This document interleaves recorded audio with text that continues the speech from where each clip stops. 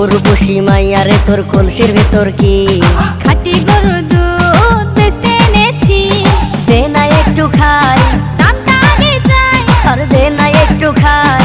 দামটা আগে চাই, তোদের মতো ভিড় খাওয়াদের চেনে রেখেছি।